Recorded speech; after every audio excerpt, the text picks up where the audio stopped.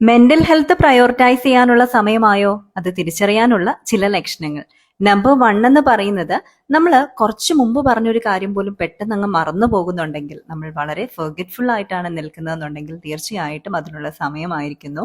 Number 2 എന്ന് പറയുന്നത്, നമ്മൾ എത്ര നേരം തന്നെ ബെഡിൽ ഉണ്ടായാലും നമുക്ക് കിട്ടുന്നത് ഡിസ്റപ്റ്റഡ് ആയിട്ടുള്ള ഒരു സ്ലീപ്പ് ആണെങ്കിൽ തീർച്ചയാണ് നമുക്ക് പ്രയോറിറ്റൈസ് ചെയ്യേണ്ട സമയമായിരിക്കുന്നു. മൂന്നാമത്തെ ഒരു കാര്യം എന്ന് പറയുന്നത്, ഫാമിലിയിൽ നിന്നും ഫ്രണ്ട്സിൽ നിന്നും ഒക്കെ വിഡ്രോ ചെയ്ത് നിൽക്കാനുള്ള ഒരു ടെൻഡൻസി നമുക്ക് കൂടുന്നുണ്ട് എന്നുണ്ടെങ്കിൽ, നാലാമത്തെ ഒരു കാര്യം, നമുക്ക് ഒരുപാട് ഇഷ്ടത്തോടെ ചെയ്ത ഹോബീസിൽ പോലും നമുക്ക് ആക്റ്റീവായ ഒരു ഇൻവോൾവ്മെന്റ് കൊണ്ടുവരാൻ പറ്റുന്നില്ല എന്നുണ്ടെങ്കിൽ, അഞ്ചാമത്തെ ഒരു കാര്യം എന്ന് പറയുന്നത്, നമ്മൾ പലപ്പോഴും പല കാര്യങ്ങളിലും വളരെയധികം ഇമോഷണൽ ആകും. പെട്ടെന്ന് ദേഷ്യം വരും, അതുപോലെ തന്നെ പെട്ടെന്ന് നമ്മൾ സങ്കടം വരുന്നതായിട്ടും ഒക്കെ കാണുന്നുണ്ട്. ഇമോഷണലി നമ്മൾ ഒത്തിരി വീക്ക് ആകുന്നുണ്ടെങ്കിൽ, അതുപോലെ നമ്മുടെ വിശപ്പിന്റെ പാറ്റേൺ ഒക്കെ ഒന്ന് മാറുന്നുണ്ട് എന്നുണ്ടെങ്കിൽ, നമുക്ക് ഒരുപാട് കാര്യങ്ങൾ ചെയ്യാനുണ്ടെങ്കിലും ഒന്നും ചെയ്യാൻ കഴിയാത്ത രീതിയിൽ മടി നമ്മളെ കീഴ്പ്പെടുത്തുന്നുണ്ടെങ്കിൽ, ഈ ഒരു സാഹചര്യങ്ങളൊക്കെ നമ്മുടെ ജീവിതത്തിലൂടെ പലതവണ പല രീതിയിലൊക്കെ കടന്നു പോകാം.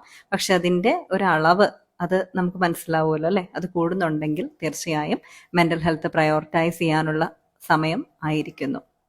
ഉറപ്പായും മാനസികാരോഗ്യത്തിന് പ്രാധാന്യം നൽകേണ്ടതുണ്ട്.